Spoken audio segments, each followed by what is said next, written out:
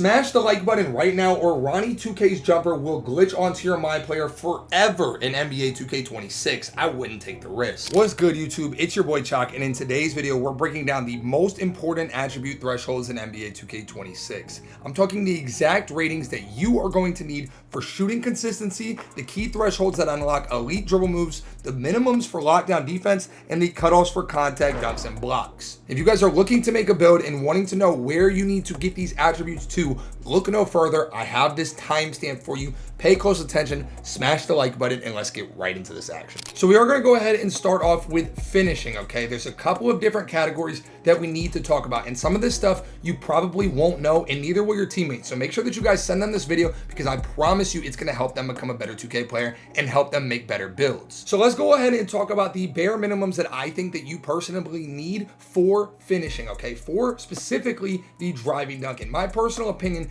the sweet spot for driving dunk in NBA 2K26 is 75. And the reason that we go with 75 is to get the Devin Booker dunk package. In my personal opinion, this is a super value zone right here, okay? Devin Booker's dunk package gets a lot of elite dunks while also not costing you much. What I would also recommend you guys to do is get up to 65 vertical with this, okay? And a lot of you guys will go, why are you going 65 vertical? What exactly is the point in that? With 65 vertical, you get bronze posterizer, and this prevents you from taking layups more often than not. If you don't have posterizer, you are going to get layups sometimes in situations where you should get dunks. And I'm sure a lot of you guys are watching this and you're like, dang, I didn't even know that. That makes a lot more sense why I'm not dunking in this area. For standing dunks, I would recommend you guys to at least get it 250. Now, I know a lot of you guys are like, yo, you skip driving layup, you skip close shot, you skip post control. Listen, I will put it to you short and sweet. In my personal opinion, this is just how I'm looking at it.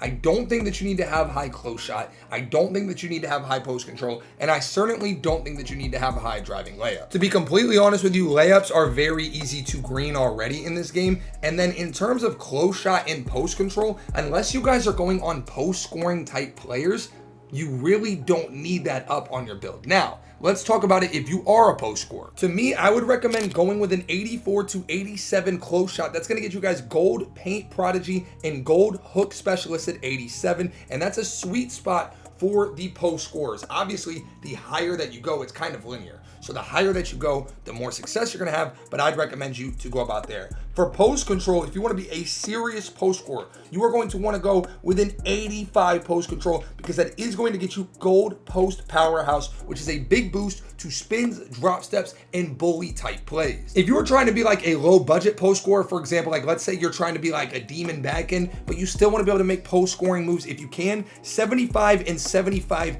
is a good spot to be. In my personal opinion, the best value is at 84 and 85, but if you're trying to be a pure post demigod, 94 close shot and 93 post control is probably the bare minimum. Now again, that is just if you are trying to be a pure post demigod. Other than that, in my personal opinion, those are the best values for the finishing position. And if you guys learned something new, definitely make sure that you guys smash the like button and share this with your friends so they don't mess up on their build. Again, a lot of people waste so many attribute points on areas that they don't need, and it's just because they simply do not know. Now, let's go ahead and move on to category number 2, which is going to be shooting. Shooting is one of those things that people just don't know about, okay? I get so many questions where people are going, yo, Choc, like, what should I put my 3-ball at? Yo, what should I put my midi at, Choc? Like, put me on. Let's go ahead and really talk about it. Now, shooting is the only category that I would consider to be interchangeable. And the reason for this is because whether you put your mid-range up or your three-pointer up, you are typically going to unlock the same badges. The only category that this does not apply for is for three-point shooting, because you will get limitless range. Whereas if you went the 99 mid-range route, that would be the one badge that you don't get. So let's go ahead and talk about where shooting needs to be. In my personal opinion, the sweet spot for shooting this year is the 89 three-pointer, which I do have in this gameplay that you guys are watching right now. With the 89 three-pointer, this is going to get you guys silver limitless range, which in my opinion is the meta threshold. Now, if you do have a little cap breaker around, or you are willing to give up one more point, if you guys go with the 90 three-pointer, you will unlock the deep bomber takeover, which in my personal opinion is the best takeover in the game for shooters. Now, if you're going to go with a lower 3-ball like this, I do recommend you guys to make up for it in the mid-range. So on this build specifically, I have an 89 3-pointer, but I went with a 96 mid-range, and I did this in order to get all of the Hall of Fame shooting badges, which I can use +1s on and +2s on to get to a lot of legend badges. In my personal opinion, that is going to give you guys an edge on your opponent. That's just, I wouldn't really recommend going lower than that. However, if you guys are somebody that's like, yo, I don't want to have that high of shooting, I want to focus on other things, I would personally say the lowest I would recommend you guys to go is 83, because at least at 83, you do secure that bronze limitless range, which in my opinion is the absolute minimum to stretch the floor.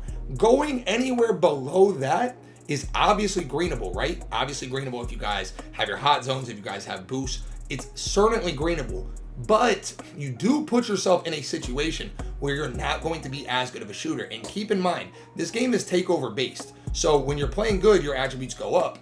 But when you're playing bad, your attributes go down. So if you already have a low 3-pointer and then you start off with, let's say, a turnover, or you start off with a miss, now you have your 3-point rating in the 70s, and it's just going to make the rest of the game a lot tougher for you. And I'm going to be honest with you guys, a lot of people ask me, yo, Choc, is 99.3 worth it? And I'm going to shoot you guys straight. In my personal opinion, if you have decided to play on a small guard in NBA 2K26, there is no reason, and I mean absolutely no reason, that you don't go with a 99.3. Again, with your first 5 cat breakers, it is very easy to go from a 94 to a 99.3, and it is going to make your life so much easier. The amount of crazy fades, the amount of spin shots, the amount of just limitless shots, it just opens up the court so much more for you, and it's going to make you that much more deadly of a player. In terms of free throw, once you guys hit starter 4, it does get a lot easier, okay? A lot of people have been like, yo, what's the meta free throw this year? Because most free throws are kind of garbage, and you guys know it's green or miss. But when you get those starter 4 animations,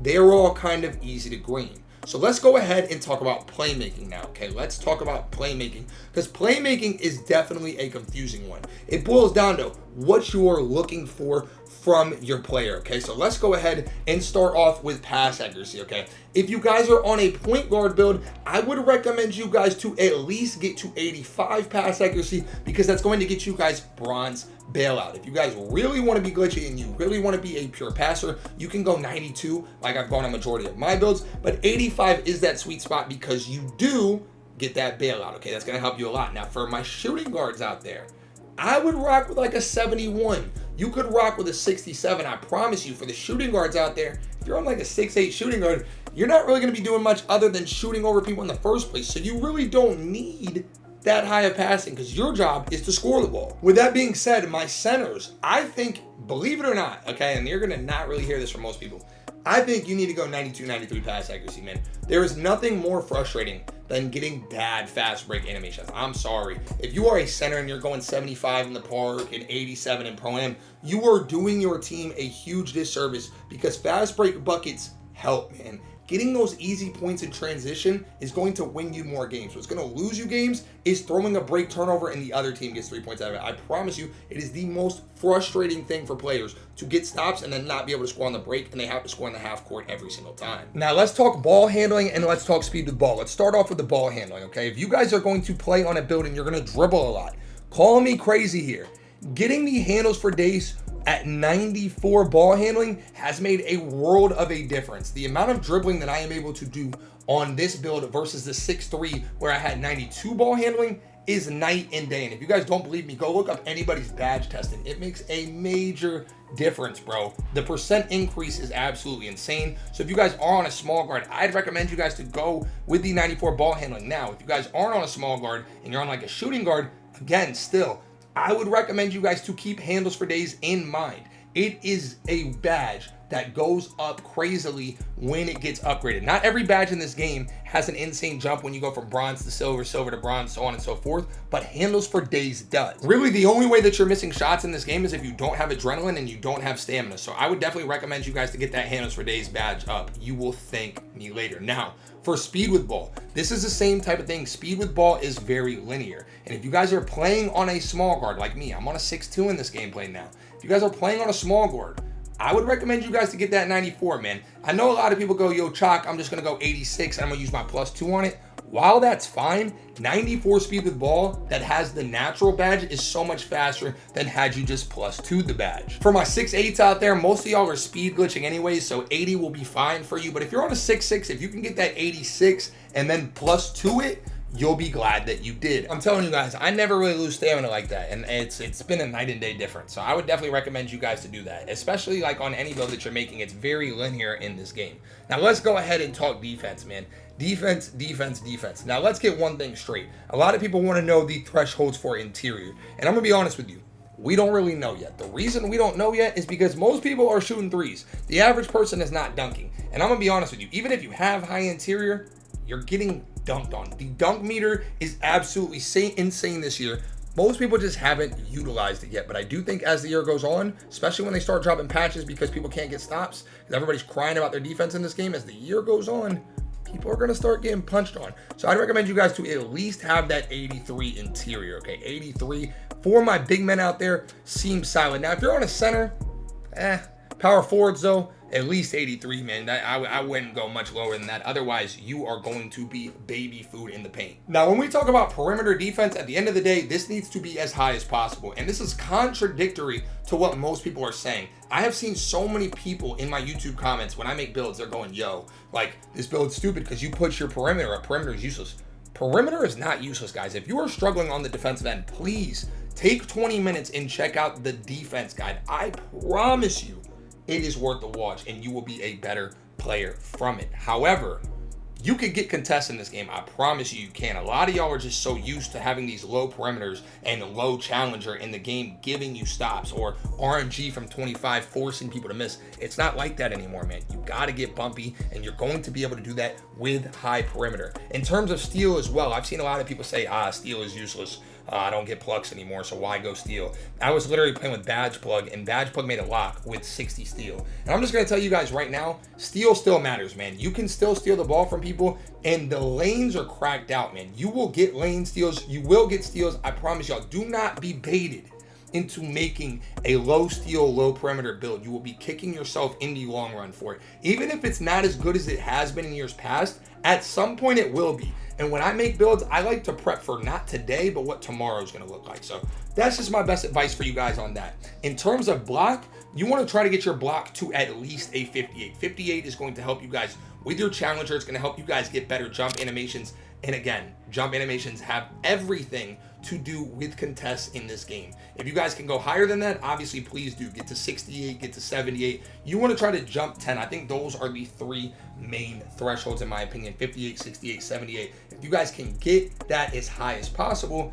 obviously you're going to have a lot more success. But hopefully, guys, this video made sense. Hopefully this is going to help you with whatever build that you're making, okay? I know a lot of people watch like my builds, and sometimes they don't want to make my builds, but they kind of want to see what my thought process is. This is the thought process. If you guys are looking to make a new build, make sure that you guys take the knowledge from this video and make sure that you apply it to your build. You will absolutely thank me later. And make sure that you guys share it with your boys, share it with your teammates, so they don't waste another $100 on a trash build. But I appreciate you guys for watching, man. As always, it is your boy Choc. Stay tuned for more, and I'm out. Peace.